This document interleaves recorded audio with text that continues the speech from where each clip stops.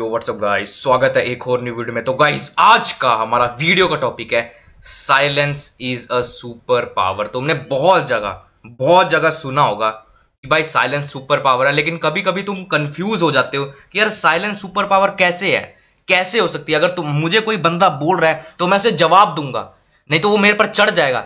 लेकिन गाइस, ऐसा बिल्कुल भी नहीं होता है।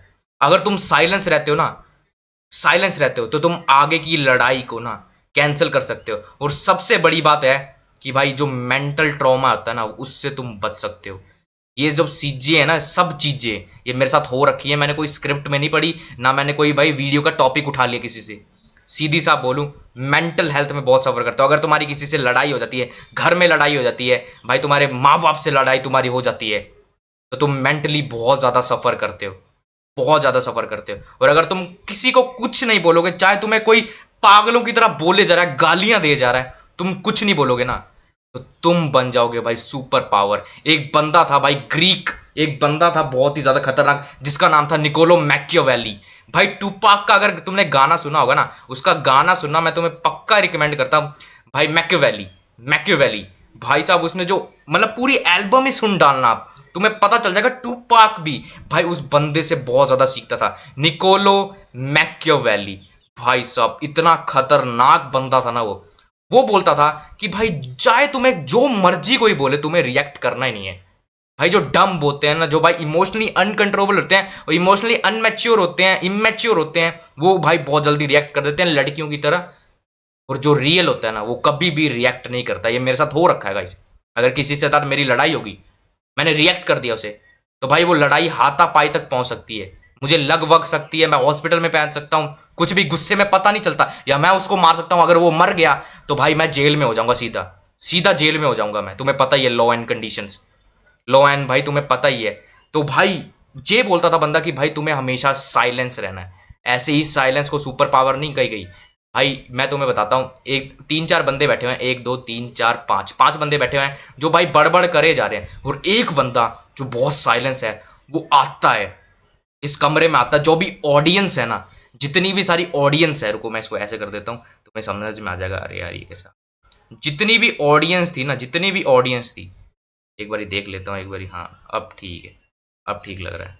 जितनी भी सारी ऑडियंस थी ना, जितनी भी ऑडियंस, भाई साहब वो इन पे बिल्कुल गौर नहीं करेगी। जब ये साइलेंट बंदा जैसे ही भाई रूम में एंटर करेगा ना, तुमने सुनी होगी ये मतलब कहावत, कहीं से भी तुमने सुनी होगी, भाई सारे उस पे गौर करेंगे, क्योंकि silence is a super power. मैं तुम्हें एक ना मतलब मैं अपने रियल लाइफ पे बात बताता हूँ। मेरी एक क्रश थी 10th क्लास में, एक मेरी क्रश थी, मैं तुम्हें सच बता रहा हूँ, एक मेरी क्रश थी।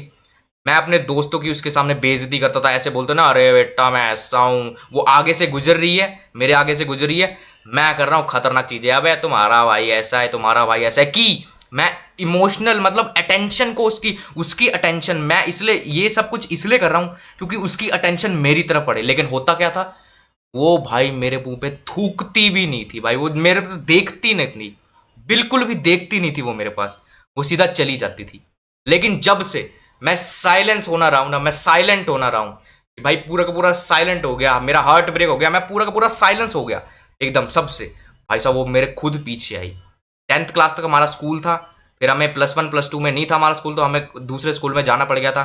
मैंने किसी को कुछ नहीं बताया था। 10th में मेरा हार्ट ब्रेक हो गया था, इसी से मैंने इसको मतलब वो किया था, क्या बोलते हैं इसे, प्रपोज किया था, लेकिन मैं रिजेक्ट हो गया। एक वो अलग चीज़ है, उसको ऐसे की तो फक इट, वो मेरे को फर्क नहीं पड़ता कुछ भी। लेकिन 10th जैसे ही मैं निकला, मैंने किसी को नहीं बताया था मैं स्कूल में जा रहा हूँ, ये जा रहा हूँ, किसी को नहीं बताया था। लेकिन जैसे ही मैं +1 क्लास में आया ना, पहले दिन वो मुझे सेकंड बेंच में बैठी हुई दिख गई। मुझे नहीं पता ये एक कॉन्सिडेंस था, इत्तेफाक था, कोइंसिडेंस बोलते हैं ना, हाँ इत्तेफाक था, मुझे नहीं पता। लेकिन साइलेंस की ये पावर तो पता चली गई। लेकिन तब भी मैंने उसे भाव नहीं दिया, और मेरी +2 अब कंप्लीट हो चुकी है। अब तुम्हारा भाई खतरनाक हो चुका है, 18 साल का हो चुका है, अब फोड़ के ही रहेंगे। तो यही है silence is super power bro.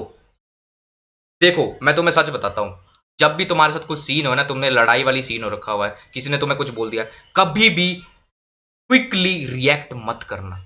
उस थॉट को अपने दिमाग में 100 बारी नहीं, मतलब 3-4 बारी तो सोचना ही सोचना कि यार मैं इसका जवाब दूं। अगर तुम रोक, जैसे जब मुझे किसी ने गाली निकाली, तो मैं ऐसे उसे गाली ना निकालूं, मैं चुपचाप बैठूं और मैं उसका मजाक उड़ा दूं, तो वो उधर ही चुप हो जाएगा, वो उधर ही शांत हो जाएगा।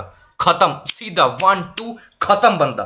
तो रिएक्ट तुम्हें जल्दी से नहीं करना है, तुम्हें कभी भी रिएक्ट नहीं करना है, तुम्हें साइलेंट बैठा रहना है, क्योंकि silence is a super power bro. ये मैंने इसलिए नहीं लिखा, ये निकोलो मैकियावेली ने इसलिए नहीं कहा था, मैंने तो उसकी अभी और फिलोसफी पढ़नी है, अभी तो मैंने कुछ नहीं पढ़ा होगा, अभी तो मैंने कुछ भी नहीं पढ़ा होगा।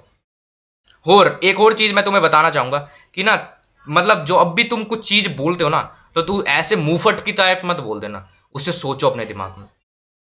थिंक अबाउट वट यू से, think about bro, think about, उसके बारे में सोचो कि ये बोलना जरूरी है, क्योंकि भाई तुम्हें पता ही है मुंह की जो चीजें होती है ना, वर्ड, और भाई तीर तीर कमान से निकला हुआ जो तीर होता है वो कभी भी मुड़ के नहीं आते।